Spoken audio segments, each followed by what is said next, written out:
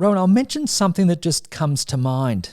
Funny in this context that we can maybe discuss this, but I can remember, like say then, the joy of having children, a different stage of my life and no longer depressed or whatever. And one thing I always thought is I don't want to pass on any perfectionistic tendencies to my children. I knew what negative impact that would have for myself and including for you as a firstborn child, a son. I thought, okay, I remember a couple of times when you might have had high school assignments and I started to say, hey, look, you're watching the TV as well as you've got the computer on, you're trying to do your homework. Look, you're looking to try and do too much here. Is it better if you just focus on one thing?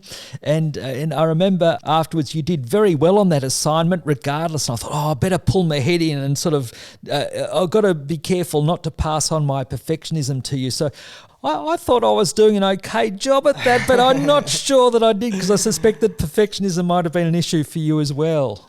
Well, firstly, thank you for mentioning some of my deficiencies when it comes to study routines from back in the day. So thank you for letting everyone in on that. But look, I suppose the apple doesn't really sort of fall far from the tree in many ways. And look, I suppose just to go into a little bit about my experience with all this sort of stuff, as I mentioned a little bit on the last episode, when I was at university, had a best mate took his life from when he was obviously experiencing depression, and essentially I was the last person to see him alive, and that was sort of something that played pretty heavily on me for a long time. And for me, the idea of perfectionism kind of comes in this way, that I suppose it took me a little while to almost get to this point, but it was almost like in that situation I was, and again I always sort of draw things back to sports metaphors, but for me it was almost like I was the goalkeeper in a World Cup final and our team has lost 1-0, and it may not have been me that made the sort of initial defensive error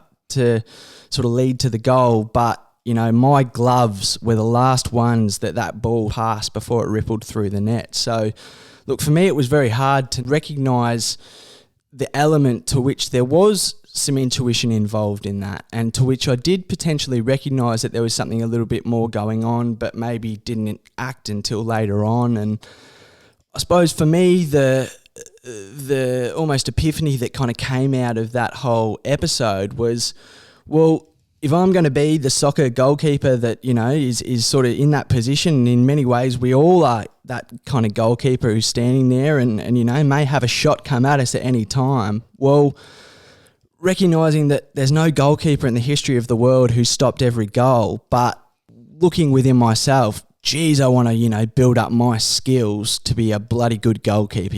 I want to be the Oliver Kahn, the sort of Manuel Neuer, the Gianluigi Buffon of goalkeepers, if we're extending this metaphor.